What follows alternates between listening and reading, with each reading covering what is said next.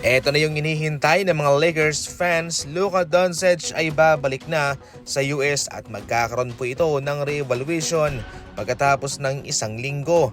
Ayon sa impormasyon at report, itong si Luka ay out na nga sa Game 1 pero hindi pa rolled out ang posibilidad na ito'y makalaro na sa Game 2, Game 3 or Game 4. Ayon sa impormasyon, itong si Luka ay nakatanggap ng maraming injection para sa kanyang hamstring na magpapadali sa recovery. Ito yung mga treatment na ginawa rin noon nila Kobe Bryant, Stephen Curry na nagpadali ng kanilang recovery mga idol, at gumanda pa ang kanilang performance pagkatapos ng treatment na ito.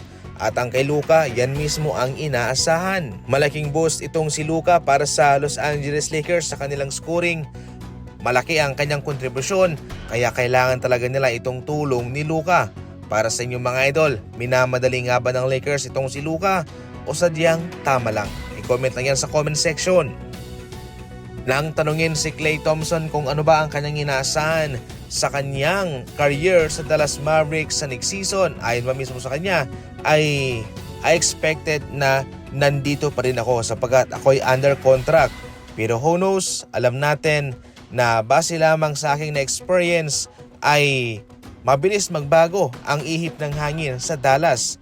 Yan po mga idol ang leksyong natutunan ni Klay Thompson base lamang sa kanyang naranasan. Siyempre, si Luka Doncic hindi ligtas, kaya maski siya man ay paniguradong hindi rin po ligtas. Ang goal ni Klay Thompson sana ay magkampiyon kasama si Luka at Kyrie Irving, kaya iniwan niya ang Golden State Warriors. Pero ngayon, siya'y na-stuck sa isang kupunang nagtatangking ng 2 season. Well, base lamang mismo sa sinabi nitong si Klay ay nais niyang manatili. Pero who knows, baka siya'y i-trade na lang din. Alam mismo ni Theresa Liberton na pinag-usapan itong kanyang katawan sa ngayon na medyo tumaba nga siya, at siya alam mismo kung ano ang nangyayari sa kanilang final game. Ito, ipiniliwanag ni Theresa Liberton kung bakit ito yung nangyari sa kanya.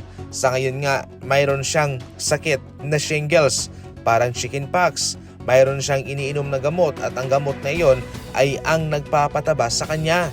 Kaya maski siya man ay ayaw na itong mangyari, pero ito yung proseso na kanyang kinakaharap sa ngayon. Ito yung katawan ni Theresa Liberton noong January, pero ngayon, ito biglang tumaas ang kanyang timbang.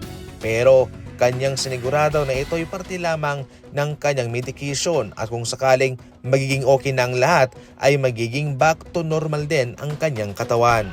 Kaya wala pong dapat na ikabahala ang mga fans ng Indiana sapagkat kanyang ipinangako rin na sa susunod na season ay babawi sila para sa kanilang minamahal na mga fans.